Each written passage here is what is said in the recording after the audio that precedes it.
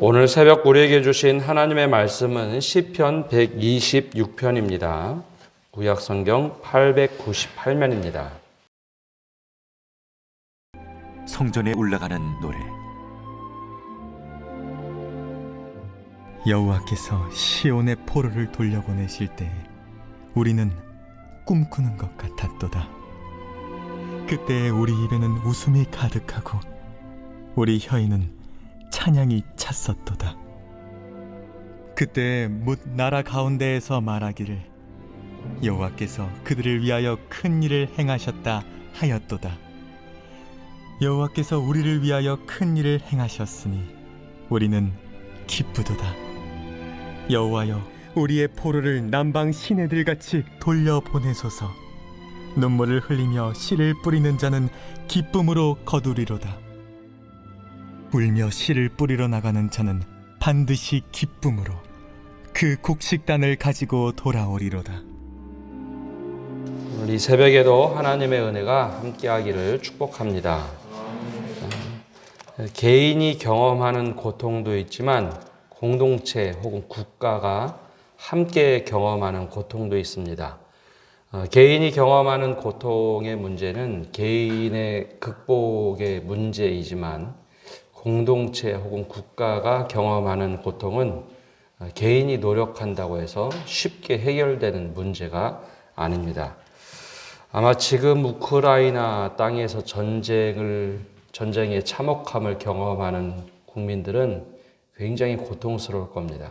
개인이 내 삶의 반경에서 노력한다고 해서 전쟁이 사라지는 것이 아니기 때문입니다.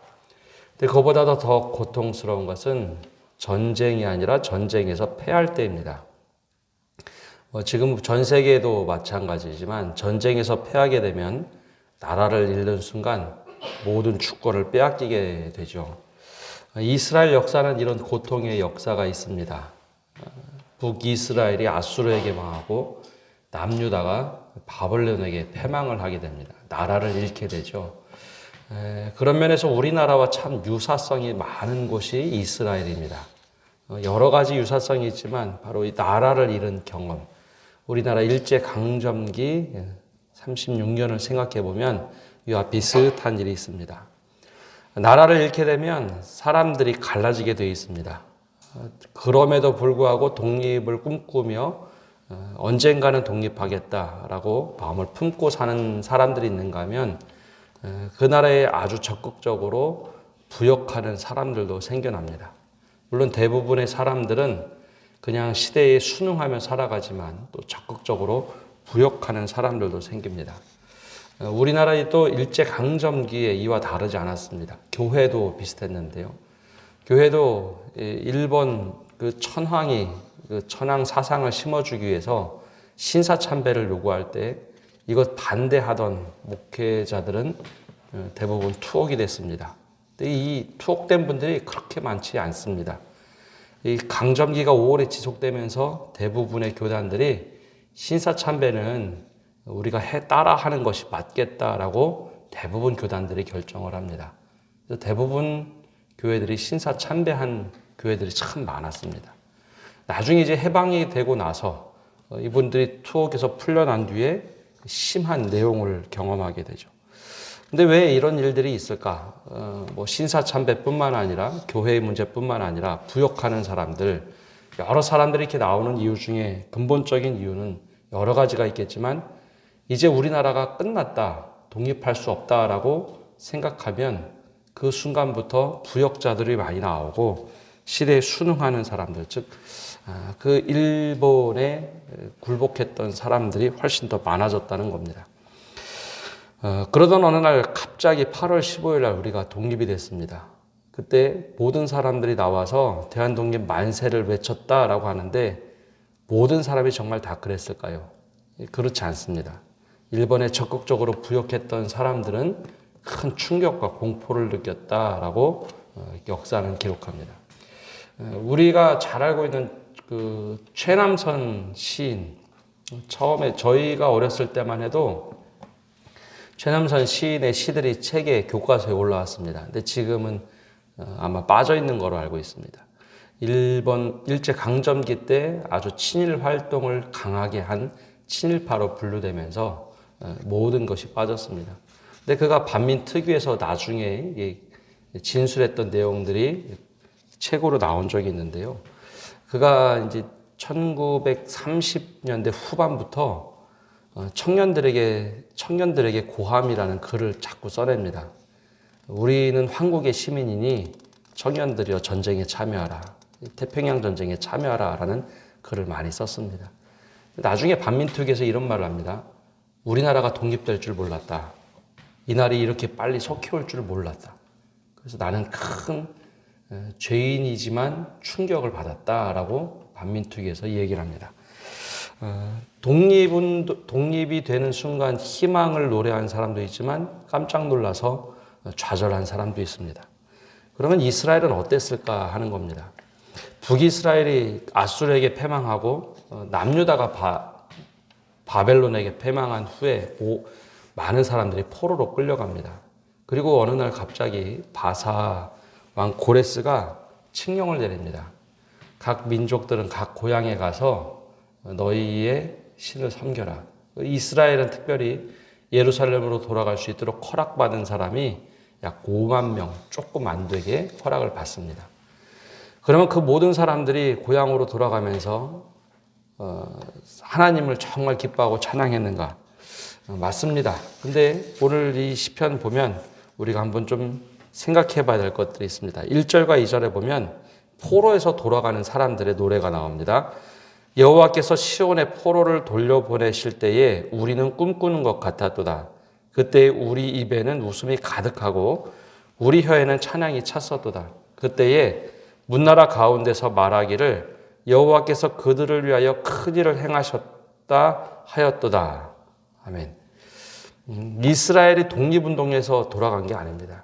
여기 말씀에 나오는 것처럼 여호와께서 시온의 포로를 돌려보내실 때, 즉 고레스 왕이 칙령, 하나님께서 역사하셔서 고레스 왕이 칙령을 내려서 우리가 포로에서 돌아갔다. 하나님께서 돌려보내실 때에 우리 꿈꾸는 것 같았도다 라고 얘기합니다. 왜냐하면 우리가 노력해서 이루어낸 것이 아니라는 고백입니다. 고향으로 돌아오기를 학소고대하며 기대했던 사람들은 포로 1차 귀환 때 약 5만 명이 조금 안 되는데요. 그때 다들 참여를 합니다. 근데 포로로 끌려간 사람들이 도대체 몇 명이었을까라는 겁니다. 5만 명보다 훨씬 더 많은 사람들이 끌려갑니다. 그리고 이제 70년이 훨씬 더 지나게 되죠. 그 이후에 이제 돌아오게 되는데 모든 사람들이 고향으로 돌아갔을까요? 그렇지 않습니다. 이때 자원자를 받게 되는데요. 자원을 받아서 예루살렘으로 돌아가자 할 때 자원자들만 고향으로 돌아가게 됩니다. 즉 이 노래를 불렀던 사람, 우리는 꿈꾸는 것 같았도다. 우리 입에는 웃음이 가득하다라고 한 사람들은 고향으로 돌아가겠다고 참여한 사람들만 이 노래를 불렀습니다. 의외로 페르시아, 즉 바사에 남아있던 유대인들도 많았습니다. 여기가 그냥 좋다는 거죠. 하나님을 섬기는 것보다 우리 주변의 모든 상황과 환경을 보면 그냥 여기 사는 것이 낫다라고 판단한 사람도 많았습니다. 즉 일제강점기에 부역했던 사람들, 그 사람들의 모습처럼 그냥 눌러있던 사람들이 많았죠.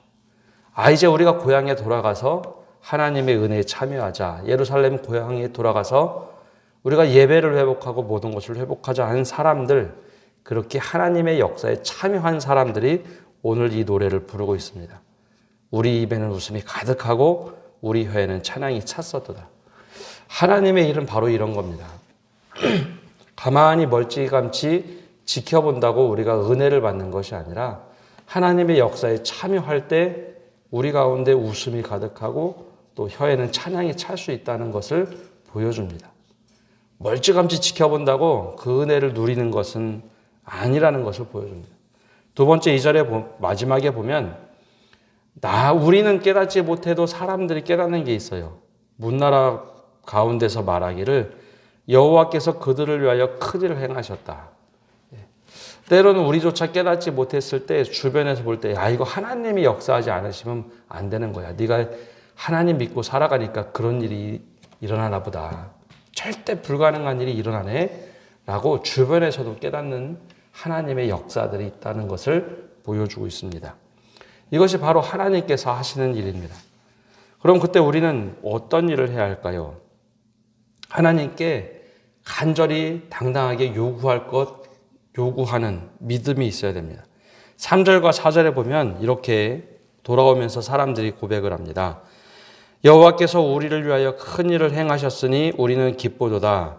여호와여 우리의 포로를 남방 시내들 같이 돌려보내소서. 분명히 하나님께서 돌려보내시는데 이 얘기를 합니다. 하나님 큰 일을 행하시옵소서. 그럼 우리가 기쁘게 누리겠습니다.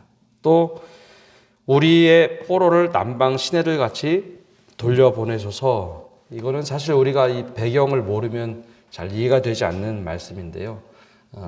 언젠가도 한번 말씀드렸듯이 이스라엘에는 두 가지의 강이 흐릅니다. 사시사철 흐르는 요단강과 같은 물줄기가 있는 반면에 대부분의 이스라엘의 강은 와디라는 강입니다. 이 사막의 대부분 광야로 이루어졌는데요. 비가 내리면 갑자기 비들이 어디로 갈 수가 없어서 계곡으로 물이 모입니다. 그러면 그때 갑자기 강이 막 생겨납니다. 이 남방 시내들이라는 곳이 이 와디라는 강입니다. 즉 비가 내려서 갑자기 생겨나는 강. 하나님께서 남방 시내를 만드시는 것처럼 우리를 하나님께서 포로에서 돌려보내실 수 있으니 우리를 불가능한 데서 가능한 일로 만들어 주십시오라는 기도입니다. 포로를 돌려보내시되 남방 시내들 아무것도 없는 곳에 길을 내신 것처럼 우리를 돌려보내 주십시오. 하나님께 당당하게 요구하는 기도입니다. 그럼 누가 이런 기도를 할 수 있었을까요? 바로 5절과 6절입니다. 눈물을 흘리며 씨를 뿌리는 자는 기쁨으로 거두리로다. 울며 씨를 뿌리러 나가는 자는 반드시 기쁨으로 그 곡식단을 가지고 돌아오리로다. 우리가 잘 아는 것처럼 아까 찬양 부른 것처럼 씨를 뿌린 자들이 곡식을 기대할 수 있는 겁니다. 너무나 당연한 이치인데요. 지독한 가뭄이 들고 불가능하다 생각이 되면 사람들이 하나둘씩 포기합니다. 이거 안 되겠지. 이거 안 될 거야. 그래서 눈물을 흘리며 씨를 뿌리는 자들이 점점 적어집니다. 이스라엘이 포로로 끌려갔을 때 바로 이런 일이 있었죠. 독립운동한다는 것 자체가 불가능했습니다. 그래서 이스라엘 백성들, 그 선지자들을 보면 다니엘의 경우에는 독립운동을 하는 것이 아니라 내 자리에서 모든 것을 준비하죠. 느헤미야도 자신의 삶에서 준비할 수 있는 눈물로 씨를 뿌리는 사람이었습니다. 그러니까 독립운동을 한다 안 한다가 아니라 하나님께서 준비되시면, 내가 준비되면 하나님께서 일하실 때 내가 쓰임 받겠다. 에스더도 그랬습니다. 독립운동을 하거나 그럴 만한 여건이 아니었습니다. 그럼에도 불구하고 하나님 내가 준비된 상태에서 하나님이 쓰시고자 하면 내가 쓰임 받겠습니다 하면서 준비된 사람들, 바로 그 사람들이 눈물을 흘리며 씨를 뿌리는 자였습니다. 그 사람들이 기쁨으로 거두는 겁니다. 근데 여기 두 번 반복된 이유는 처음에는 그냥 눈물을 흘리며 씨를 뿌리는 자의 모습이었지만 두 번째는 울며 씨를 뿌리러 나가는 자라고 했는데 여기서 두 번째 우는 것은 대성통곡을 하다라는 뜻입니다. 처음에는 그냥 눈물 흘리면서 이거 안 될 것 같은데 두 번째는 정말 낙담이 됐던 상태입니다. 낙담이 됐던 상태임에도 불구하고 내가 정말 대성통곡하면서도 씨를 뿌리러 나가겠습니다. 그리고 그렇게 씨를 뿌릴 때 하나님께서 거두게 하시는 그날 내가 기쁨으로 반드시 단을 가지고 돌아오겠습니다. 우리말로 번역된 것이 돌아오다 여러 번 반복해서 나오죠. 포로를 돌려보내실 때에 하나님께서 시내를 같이 돌려보내실 때에 돌려보내시면 우리가 그렇게 기쁨으로 단을 가지고 돌아가겠습니다 하는 시입니다. 불가능하다고 생각이 될 때 믿음을 지켰던 사람들, 우리는 구약 성경에서 이들을 보고 남은 자라고 부릅니다. 남들은 다 포기해도 우리는 남아서 주님 믿음을 지키겠습니다. 바로 그런 사람들이 고향으로 돌아가라 라고 고레스가 칙령을 내렸을 때 그 사람들이 주도를 해서 바로 고향으로 돌아가게 됩니다. 대부분의 사람들은 사실 구경꾼이었습니다. 그냥 그렇게 믿음을 지켰던 아주 소수의 사람들 때문에 하나님께서는 그 사람들을 통해서 역사를 이루어 가십니다. 예수님께서 비유로 들으셨던 달란트 비유가 있습니다. 이 먼 여행을 떠날 때 주인이 하인에게 맡깁니다. 이것을 가지고 있어라. 이거 잘 보관해라. 그래서 1달란트, 2달란트, 5달란트를 맡기죠.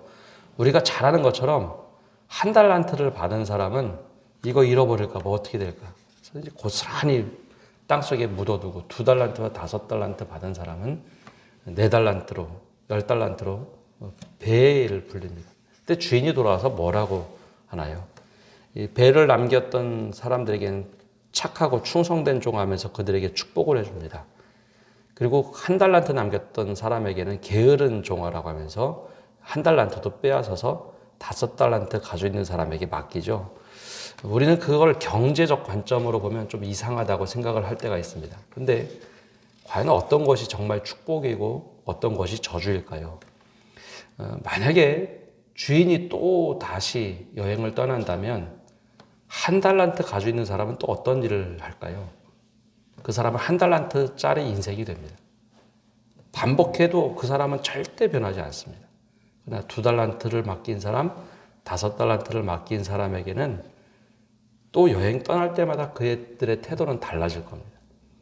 4배를 맡기고 5배를 맡기고 계속해서 그들은 삶의 자체 관점이 달라질 겁니다. 어느 것이 정말 축복일까요? 그래서 나중에는 주인이 1달란트를 뺏어서 5달란트 맡은 자에게 주는데요. 그건 경제 관점이 아니라 삶의 태도입니다. 오늘 눈물로 흘리며 씨를 뿌리는 자의 기쁨을 가지고 있는 사람이 바로 2절에 나오는 우리 입에는 웃음이 가득하고 우리 혀에는 찬양이 찼었도다 라고 고백하는 사람들입니다. 그렇게 눈물을 흘리며 씨를 뿌렸기 때문에 기쁨으로 단을 거둘 수 있는 하나님의 역사에 참여할 수 있었던 사람들. 고향으로 돌아가자 할 때, 우리 다 준비됐으니까 바로 돌아가겠습니다. 준비된 사람들의 모습입니다. 바로 이 새벽에 기도하시는 성도 여러분이 바로 이 하나님의 역사에 참여하는 그런 분들이 되시기를 바랍니다. 그럴 때 하나님께서 우리를 통하여 새로운 역사를 만들어 가실 줄 믿습니다. 우리 함께 기도하겠습니다. 은혜가 풍성하신 하나님, 오늘도 저희가 새벽에 나와 기도합니다. 우리에게 하나님께서 눈물을 흘리며 씨를 뿌릴 수 있는 은혜를 허락하여 주실 때 그 일에 참여하는 저희 되게 하여 주옵소서. 이스라엘 백성들이 불가능 속에서도 눈물을 흘리며 씨를 뿌렸던 사람들이 있습니다. 남들은 다 안 된다, 불가능하다라고 할 때 그들만큼은 하나님을 신뢰하며 내 때가 안 되더라도 다음이라도 늘 눈물을 흘리며 씨를 뿌렸습니다. 하나님께서 허락하실 그때에 그들이 고향으로 돌아가며 우리 입에는 웃음이 가득하고 우리 혀에는 찬양이 찼었도다라고 고백하며 고향으로 돌아가는 그들의 모습, 바로 우리들의 믿음의 모습이 되게 하여 주시옵소서. 우리들의 믿음의 자세가 주님께서 모든 어려운 상황을 허락하셨을 때도 그럼에도 불구하고 우리가 정말로 눈물로 씨를 뿌리는 자들 되게 하시고 그 씨를 뿌린 것을 가지고 모든 사람이 누릴 수 있는 은혜도 허락하여 주시옵소서. 우리의 믿음을 통하여 새로운 길을 열으신 하나님, 늘 우리와 함께하여 주시고 기도를 통하여 새로운 일을 열어가 주시옵소서. 오늘 한 날도 주님께 모든 것 맡겨드립니다. 저희들과 함께하여 주시고 하나님의 은혜로 우리의 삶을 인도하여 주옵소서. 예수님의 이름으로 기도합니다. 아멘.